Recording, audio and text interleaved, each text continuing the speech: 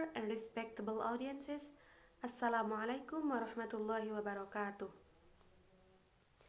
I'm Agvy and I'd like to be talking about love yourself. We hear over and over from self-help books and therapies, love yourself. We often find words, you gotta love yourself or nobody will, and so on. All great advice and all true. But do you know what it means to love yourself? Do you know how to love yourself? Ladies and gentlemen, sometimes we are in a state where we feel like failure. But that's not an excuse for hating yourself. Understanding how loving yourself can help you overcome failure and rebuild your self-confidence and enjoy a better life. But before that, what is love yourself?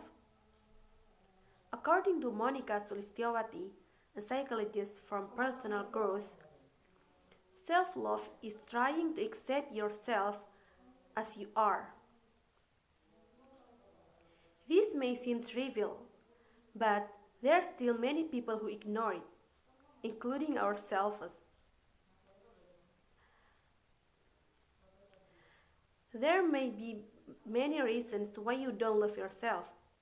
Maybe you think you have a bad physique, or maybe you just never found out and did it. Many people want to be easily loved and appreciated by others, but forget that everything has to start with themselves first. They are more busy making other people happy, so they forget to make themselves happy. Loving yourself can be strength in walking and living a happy life. Surely, we all want to live happily, right? Therefore, I'd like to convey how to love yourself. First, self-awareness. Being aware here means that you have to know and understand your character, what your weaknesses and what your weaknesses and your strengths. By getting to know yourself better, you can better determine the direction where you want to go. Like a ship, you are the captain in your ship, not someone else, but yourself. The second one is self-worth. Self-worth is a principle that a person has when he already knows himself. Self-worth will be present when someone realizes that he doesn't need to follow the standards of other people's judgment because he already knows the standards for himself. The third one is self-esteem. Self-esteem is different from self-worth, but still have a relationship. Self-esteem, according to Santrok, is the result of our evaluation of ourselves. This is included in our assessment of something that we are good at and something that we are not good at.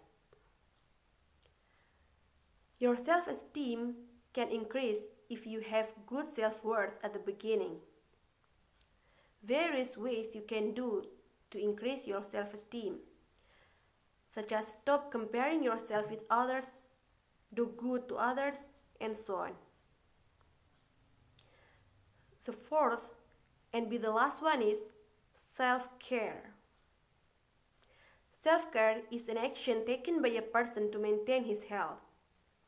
You can do various activities to maintain your health, such as listening to music, watching movies on weekends, exercising, and many more. Ladies and gentlemen, if you have never taken the time to learn to love yourself, why not start now? Change your habit of scolding yourself to love yourself more. Be a friend of yourself. because a friend can be compassionate and understanding when you are hit by a failure in life processes.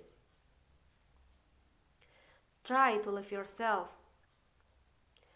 So from now, after you have finished listening to this speech, start to train yourself to be a friend or better. Try yourself to be a friend or best friend for yourself. Try to love yourself. That's all for me. And to end this speech, I'd like to leave you with a quotation by Charles Bukowski. If you have the ability to love, if you have the ability to love yourself first. Wassalamualaikum warahmatullahi wabarakatuh.